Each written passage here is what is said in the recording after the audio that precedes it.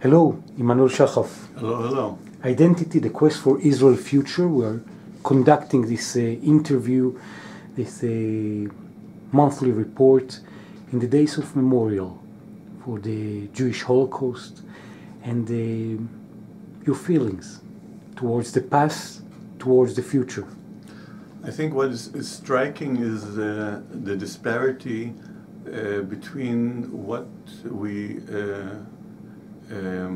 expend on memories and remembering and memorials of the past and what we do for the future. There's very little effort put into peace movements and efforts to find an arrangement with the Palestinians here. There's an enormous effort put into memorials and to remembering, which is of course needed, important, and it's good that we do that. But we should also expend time and money and effort to work towards the future, and that we are not doing. Okay, it's very unfortunate because there's a general effort at denial. The state of Israel is pretty much in denial about the future. Doesn't want to deal with it because whatever dealing with it means, make decisions, and these decisions are going to be divisive. And why shall we do this if we don't have to?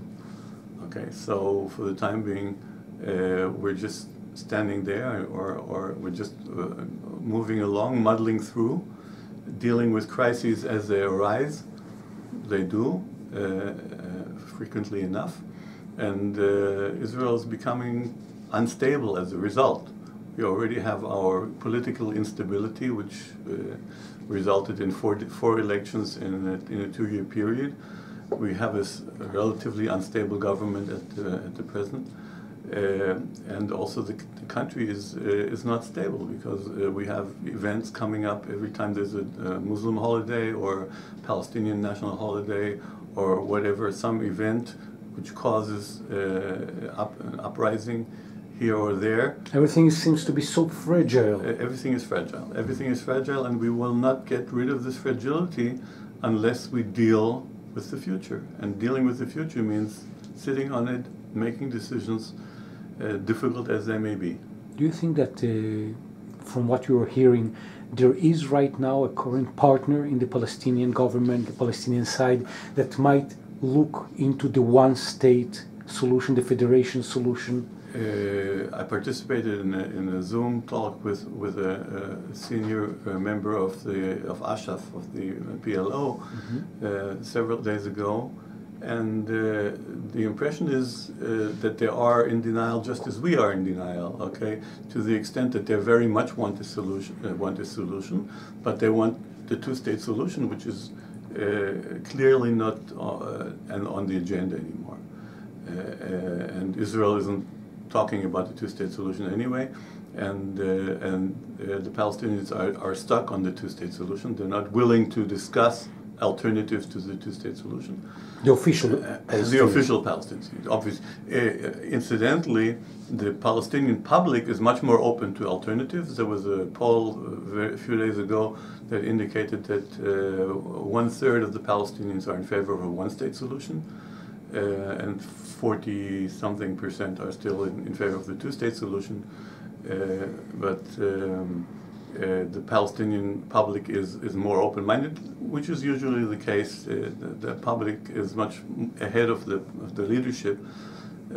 Also in Israel, I think that would probably be the case. And you're talking about a poll in the Palestinian side. There's also a poll that is being reflected towards the Jewish community, yes, the millennials. Yes, there's an interesting poll for the American Jewish Congress of millennials, which is the age group at 15 to 40, important age group. The less positive side of that poll is that less than a quarter of Israeli Jews believe that there's a solution to the conflict with the Palestinians. On the positive side, at least from the Federation point of view, almost a quarter of the American Jews are in favor of a one-state binational solution. Unfortunately, it's only 5% on the Israeli side. But there's a lot of room there between the 20, almost a quarter, and those 5% to improve the situation in Israel. To create an arbitrage. To create an arbitrage, yes. And it's good to know that American Jews are supportive, and we'll work on that. You know, you're talking about the Palestinian government and about the Israeli government that are part of looking over the past instead of the future, creating hope. What do you think about the left wing in Israel? Do you think that you're finding their practical partners regarding the identity, the quest for Israel future from your meetings? The left wing is actually functionally disabled. Wow. It's functionally disabled. It's dithering around because it doesn't have a plan. Okay, it used to have a plan. The plan it was Oslo. Then it was two states. But now, two states is not a real plan, and I think the left is aware of it. It doesn't verbalize it. You don't hear from the left declarations that two-state solution is over. But there's a lack of engagement in favor of the two-state solution. There's an engagement to try to make peace, to develop the talks, and so on and so forth.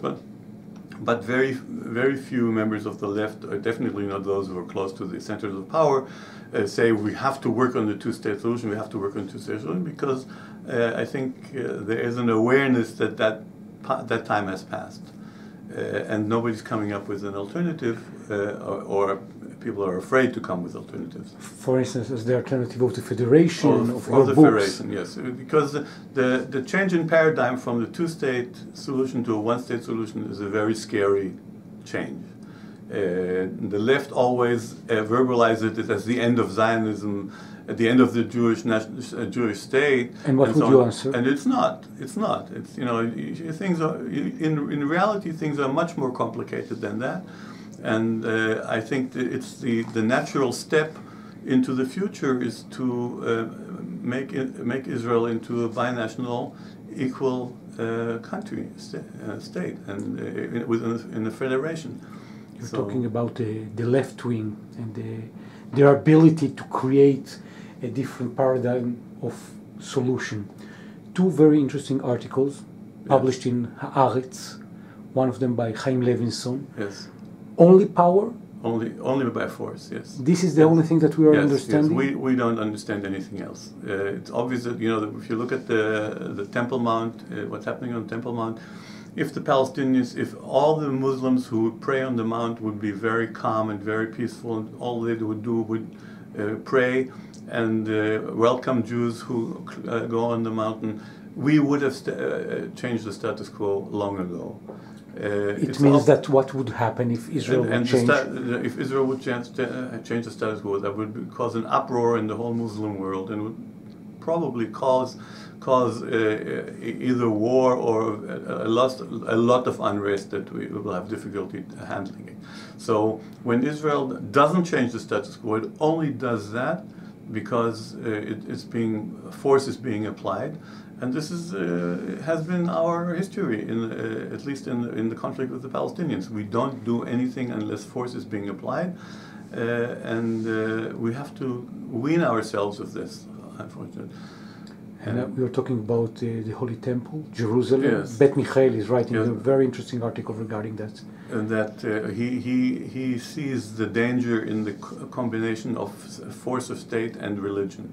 And that is a real danger. Okay, it's one thing to have religious authorities proclaim and do things. It's another thing to have them do so in conjunction with the state. It's a lethal combination, and we have to we have to separate religion from state. In order to prevent that from happening, because it's going to cause terrible unrest if we don't separate the two. We're finalizing always with some good news. What would be the good news that you would like to share? The good news, I think the good news is, the results from the poll with the AGC poll that said that almost a quarter of American Jews are in favor of a binational one-state solution here. The Israeli Jews are unfortunately only 5%, but we have to work on that, and we will. Emanuel Shahaf, identity, the quest for Israel's future, people that want to be part of the community, want to discuss and be part of lectures, of meetings, of Zooms, of the ideas of your book, the Federation. Where can you find? Facebook on the Federation movement, Identity, the Quest for Israel's Future, Emanuel Shahaf, I'm there. Thank you very, very much, and we're meaning only respectful remarks. Preferably. Exactly. Emanuel Shahaf, thank you. Thank you.